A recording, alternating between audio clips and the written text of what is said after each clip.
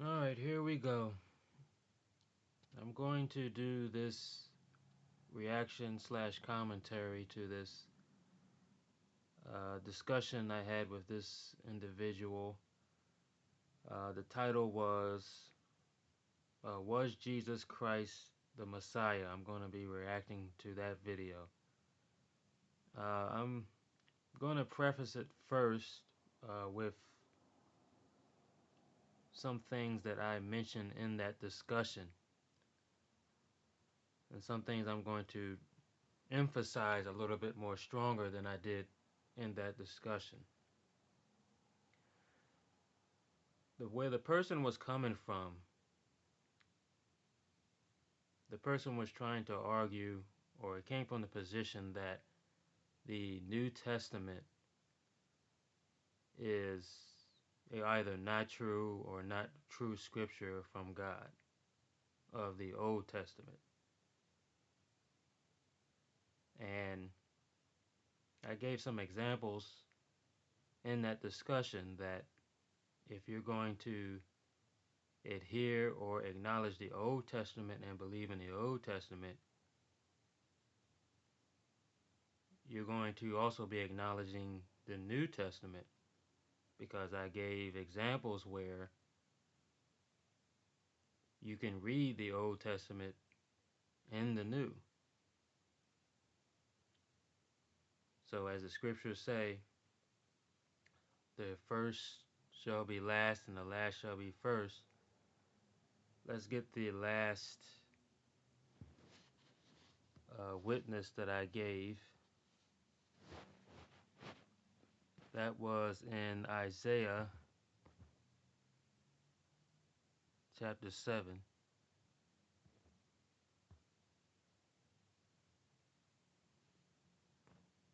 See, Isaiah.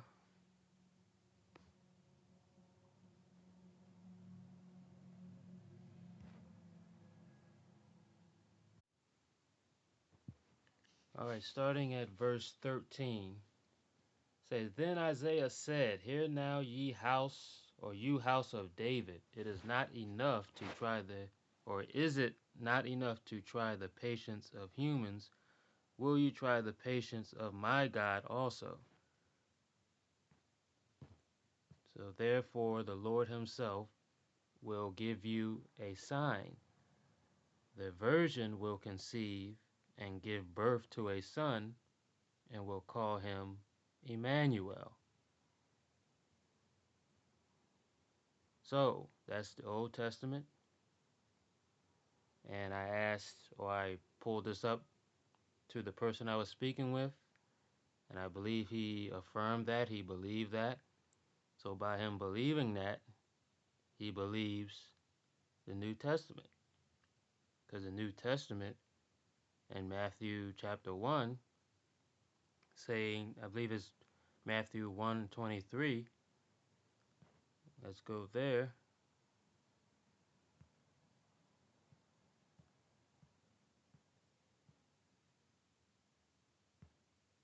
See, Matthew 1.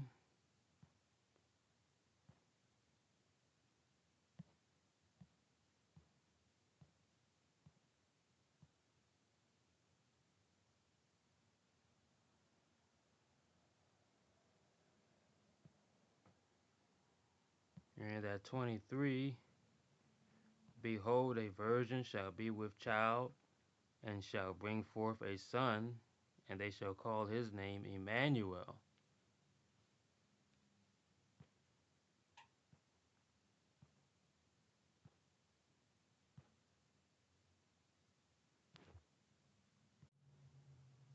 So this is the child Emmanuel that will be coming out of the house of David. So you have the New and the Old Testament that's not broken. That's not broken scripture at all.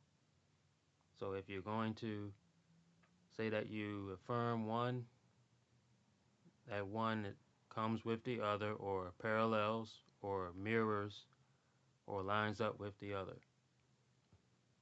And that's why we go to Psalms, what was it? It was Psalm. Yeah, excuse me. The book of Psalm 132, chapter 132,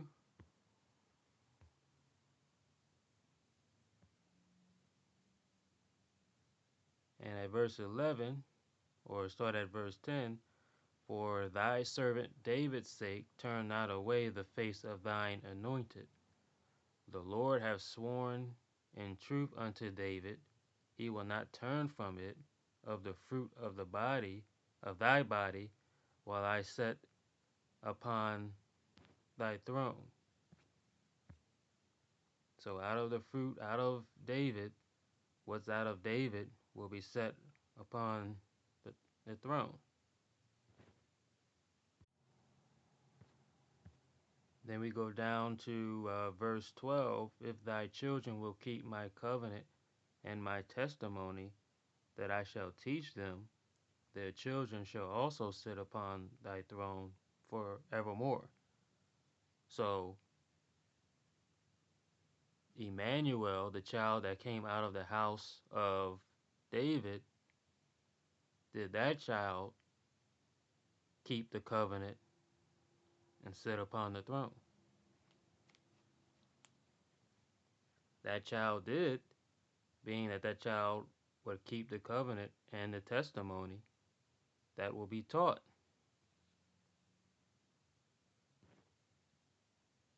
to that child, Emmanuel. So the one that will come to fulfill the covenant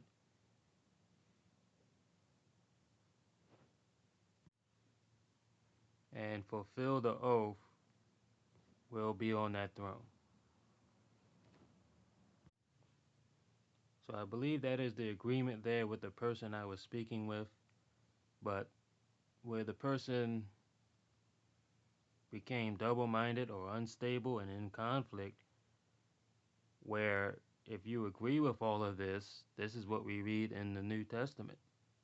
So if you're going to agree here in Psalm 132 and in Isaiah 7, if you agree there, then you would have to agree with the New Testament. You would have to affirm the New Testament as well. Because I also, while we're in the book of Psalm, went to Psalm 22, where it says, my God, why hast thou forsaken me? Why art thou so far from helping me, and from the words of my roaring? Now, this is individual here is crying out as what we read in the New Testament, crying out to God.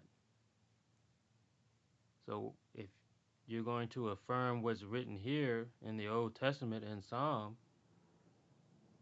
then you're also affirming the New Testament, because that New Testament is mirroring or fulfilling or is continuing or holding the same spirit, which is the words from God inspired in these passages, giving the same testament, same testimony from that same spirit. Because what the spirit will have an individual do in the Old Testament will have it done the same way in the New.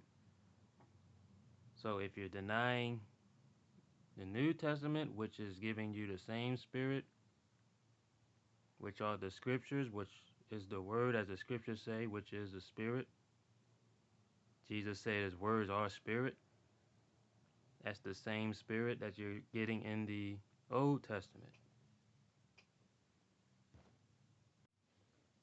So I'm going to continue on to the video, and as you'll see, the person is adhering to one part of the scripture, but not to the other. And what he was doing was breaking the scripture up, in which the scripture says is not broken. But I believe the person breaks it up because the person was struggling with the idea of the virgin birth, and there were several different topics interwoven into this that wasn't clear from the start, and we're going to experience that first off firsthand.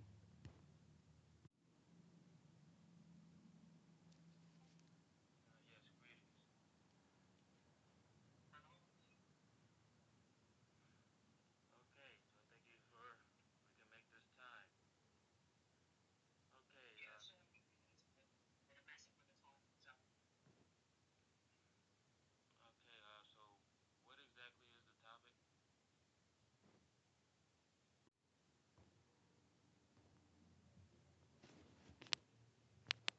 Okay, what's the messianic era? Um, I know, like it's well. First, I'm trying to get some things straight here, and the connection is not too good.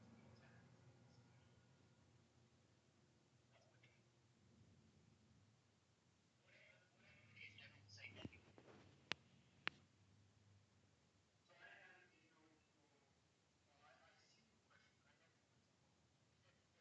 Okay.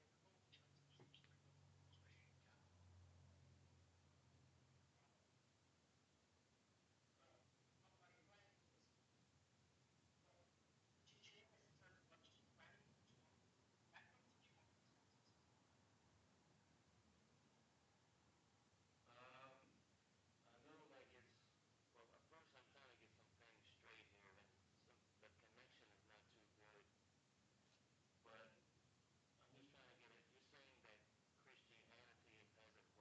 that what you might be communicating.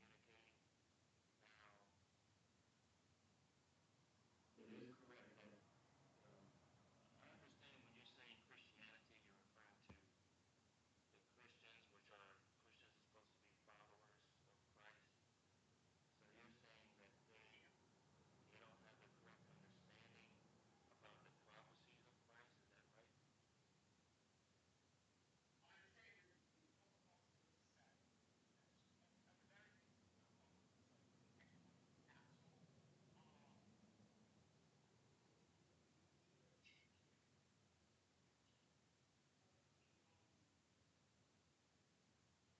Christ. Is that right? Are you on a Bluetooth or something? Because your voice sounds a little muffled. Yeah, right there. It sounds a little better.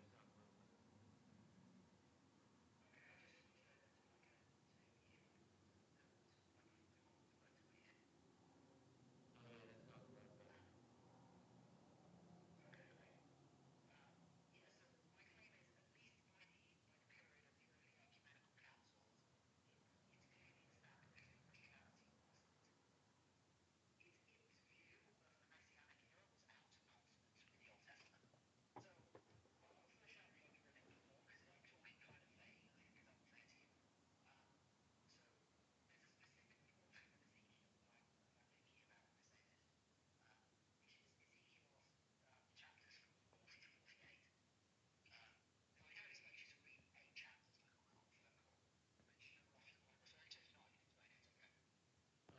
me pull it up. Just a moment.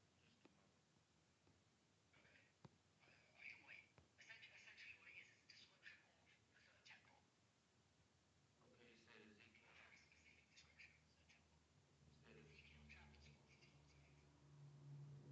you said Ezekiel.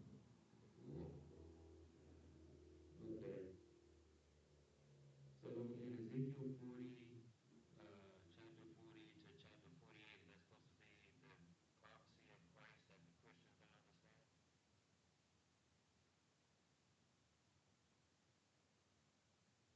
understand.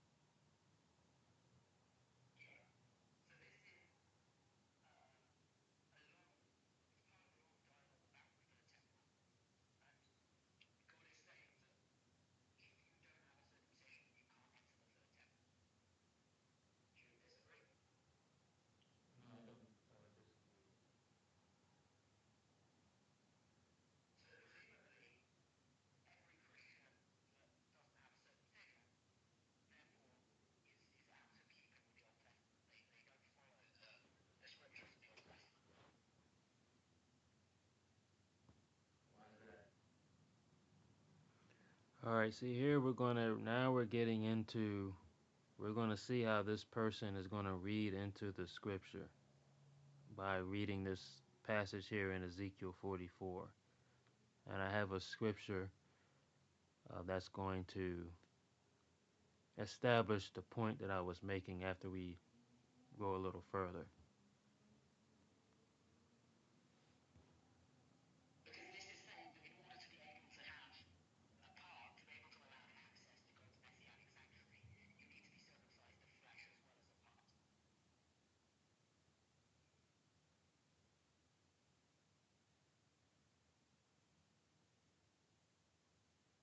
Let me see something here.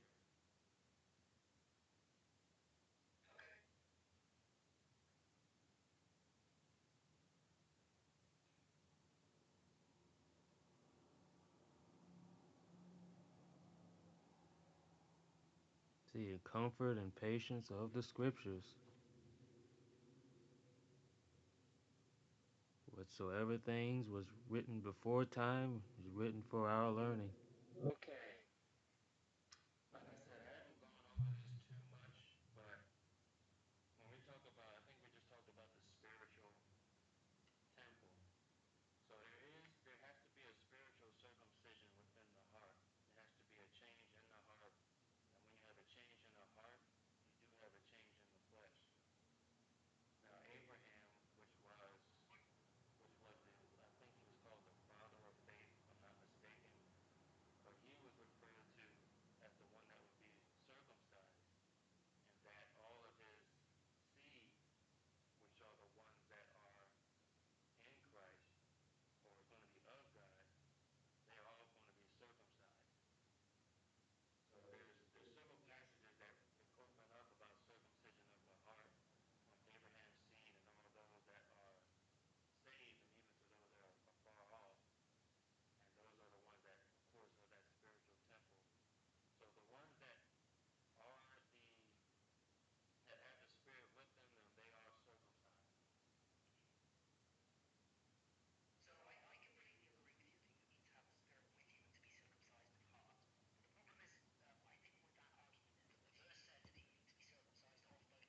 See, he just missed the point. I just said when you have circumcision of the heart, you're going to have circumcision in the flesh. You're going to have a change in the heart. So there's going to be a change in the flesh.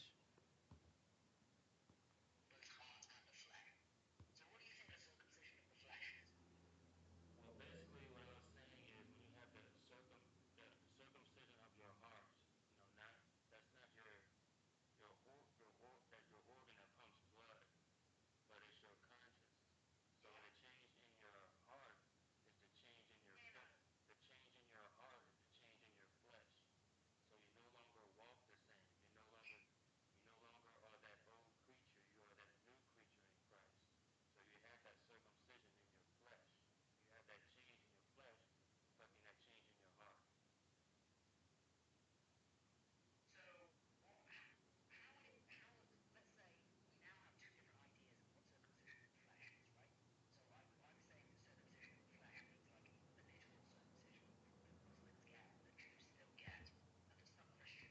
See, he's thinking about a circumcision of the foreskin on a physical body part specifically, and I think it's written back in the Old Testament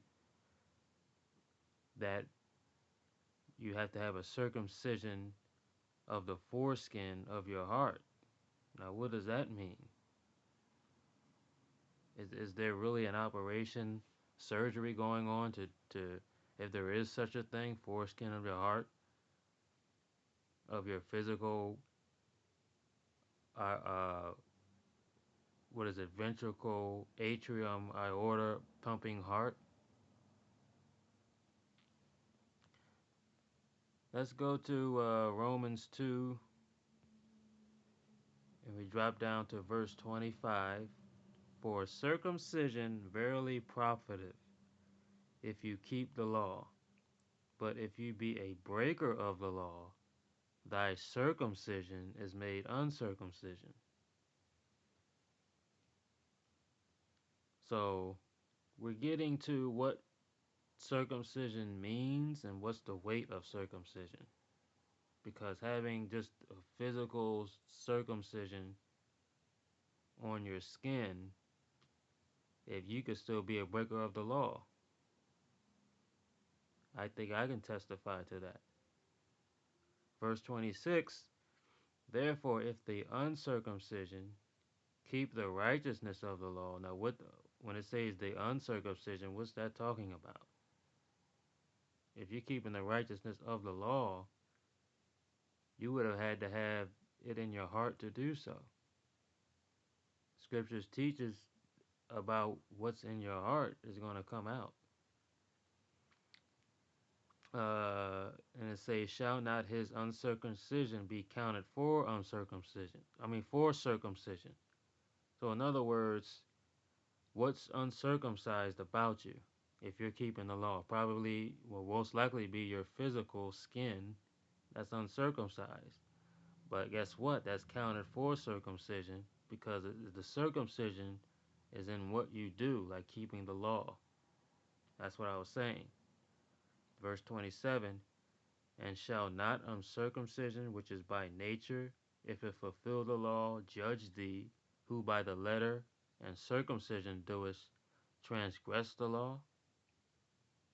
For he is not a Jew. See, now we're going back to this part that ties into it, which is one outwardly, neither is that circumcision which is outward in flesh. See, it just hurts the person if you're going to deny scripture, deny New Testament scripture. You're breaking up scripture, and you don't get the full revelation from the Spirit. Verse 29, but he is a Jew, which is one inwardly, and circumcision is that of the heart in the spirit and not in the letter, whose praise is not of men but of God.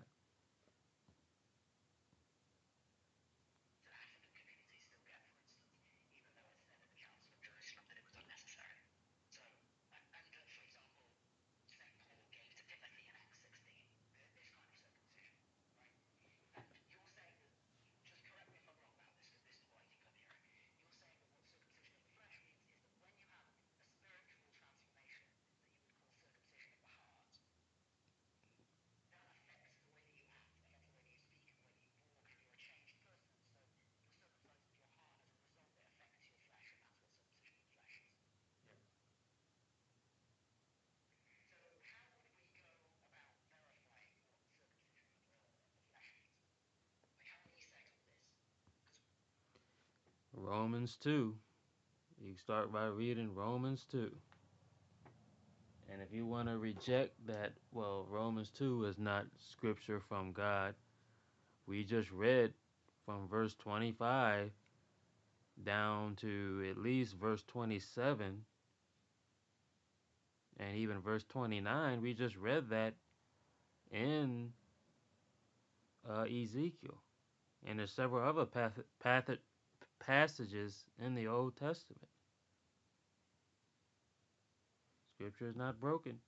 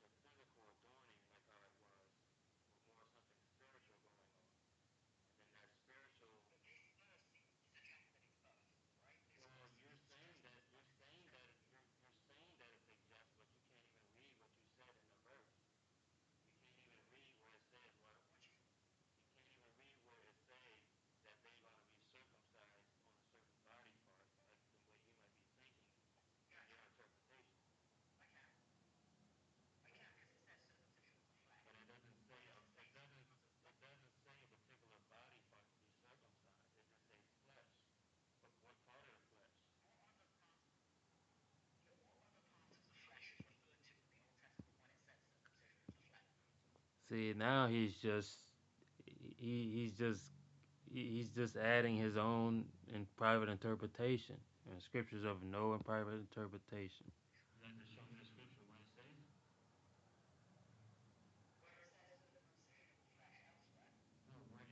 circumcision of a particular body part.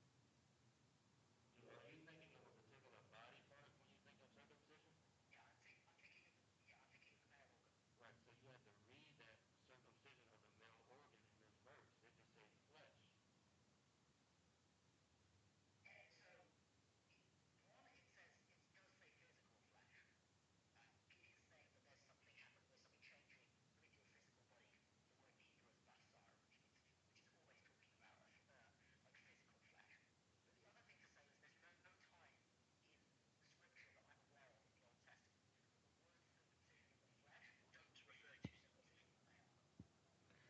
And see, here's something this person did not answer. What does circumcising of the male organ have to do with circumcision of the heart? This is how you prove the person doesn't have revelation. Because I just read the revelation in Romans 2. Even there's several scriptures in the Old Testament. I believe one scripture that speaks about uh, circumcising the foreskin of the heart. Now, the foreskin is on the male genitalia. So, forever learning, never coming to the knowledge of the truth. Well, that's you're reading that. It says uncircumcised in it says uncircumcised in flesh, and it compares that with uncircumcised heart. Now we don't have.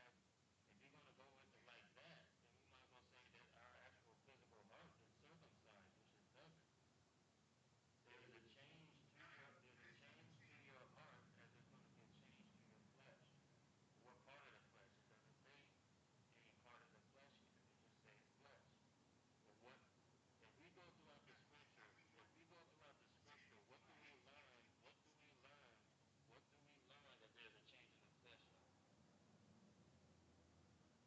the flesh of? See, instead of over talking me, instead of interrupting a man's speech, and not to end a minute. See, this that's why I keep saying patience. This person, you know, has tried the patience of God. This person did not have patience. The word that's from God, written before time, written for our learning, that through patience and comfort of the scriptures that we might have hope. I'm going to put it like this again. When you are circumcised in your heart, you have the Spirit of God, which is the Word, is at work in your heart. So that change in your heart is a change. So that is the context, speaking about the uncircumcised heart with the circumcised heart with the circumcised flesh. Because where are you gonna find in scripture? Where are you gonna find in scripture that doing a male organ circumcision changes your walk in the spirit?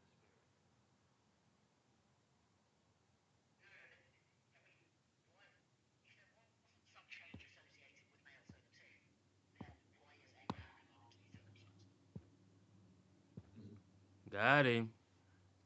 I brought up the scripture. I brought up the question.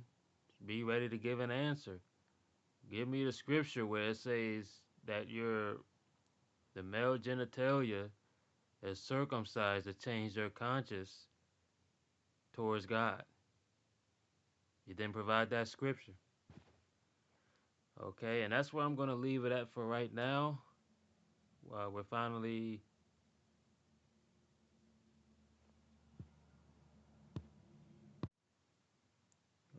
we're finally getting to bringing forth your witnesses.